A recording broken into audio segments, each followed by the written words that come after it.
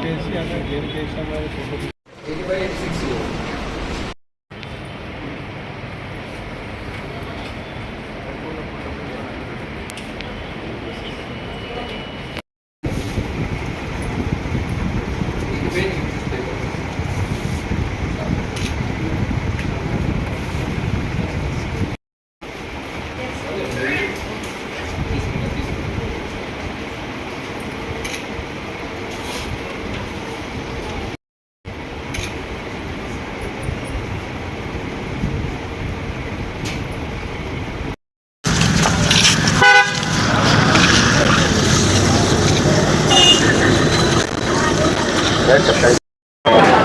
ప్రజాస్వామ్యంలో అత్యంత బలమైనటువంటి హక్కు ఓటు హక్కు.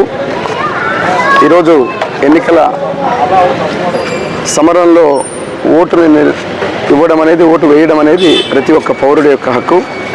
ఇప్పుడే ఎమ్మిగనూరు నియోజకవర్గంలో ఎమ్మిగనూరులో నా ఓటు వేసి రావడం జరిగింది.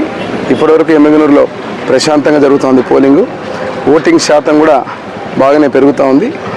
కొద్దిగా అక్కడక్కడ ఈవీఎంలు మొరాయించిన మాట వాస్తవమే. మళ్ళీ వెంటనే ఎలక్షన్ కమిషన్ ఏదైతే ఉందో ఆర్ఓ గారి దృష్టి తీసుకెళ్ళిన వెంటనే సత్వరమే చర్యలు తీసుకోవడం జరిగింది. కొన్ని చోట్ల మాత్రం బూత్లో ఏదైతే దూరంగా ఉన్నారో ఆ బూత్ దూరంగా ఉండడంతో హ్యాండిక్యాప్ కానీ అటువంటి వాళ్ళకి కానీ పోవడానికి ఇబ్బందిగా ఉందని మళ్ళీ వారికి కూడా చెప్తే వీల్ చైర్ కూడా ఏర్పాటు చేస్తూ ఉన్నారు. వీల్ చైర్ ఏర్పాటు చేస్తారనుకుంటున్నా. ఈరోజు వర్షం పడ్డాం, కొద్దిగా బూతుల ముందు కూడా కొద్దిగా ఇబ్బందికరంగా ఉంది పోవడానికి నీళ్లు. వాటిని కూడా నేను ఆర్ఓ దృష్టి తీసుకెళ్ళడం జరిగింది.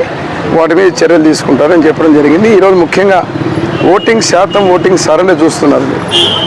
దాదాపు ఈ పాటికే 25 నుంచి 30%. ఈ శాతం పెరుగుతుంది. ఇంకా బ్రహ్మాండంగా ప్రతి ఒక్కరు ఓటు నిర్వహించుకొని ఈ శాతం ఎంత పెరిగితే అంత విజయావకాశాలు కూటమికి అద్భుతంగా ఉంటాయి. నియోజకవర్గంలో ఎక్కడైనా మీకు సమస్యాత్మకంగా ఏమన్నా? ఇప్పుడు ఏం జరగలేదు. ఒక బూత్లో ఏదో అన్నారు ఇప్పుడేని మళ్ళీ వెంటనే పోలీసుల దృష్టి తీసుకెళ్ళడం జరిగింది. ఇటువంటి చర్యలు, అదే రకంగా ప్రచారాలు చేయడం. ఇప్పుడు కొంతమంది అభ్యర్థులు ఇప్పుడున్నటువంటి వారు నమస్కారం పెట్టడం ఒక అర్థం ఉంది, కానీ ప్రతి నమస్కారం పెట్టడం ఒక అర్థం ఉంది. ఇప్పుడు బూత్లో ప్రచారాలు చేయడం పద్ధతి కాదు.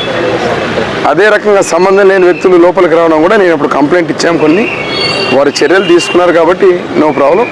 లేదు ఇటువంటివి మళ్ళీ కొనసాగిస్తే అక్కడ పోయి ప్రచారాలు చేయడం, వైసీపీ నాయకులు బూతుల్లో ప్రచారం చేయడం అనేది పద్ధతి కాదు. అది ఇన్ఫర్మేషన్ ఆర్ఓ కూడా చెప్పడం జరిగింది. కొన్ని చోట్ల వీడియో క్లిప్పింగ్స్ బయటకు వచ్చాయి. ఇటువంటి ప్రచార కార్యక్రమాలు చేస్తే అది చర్యలు తీసుకోక తప్పదు.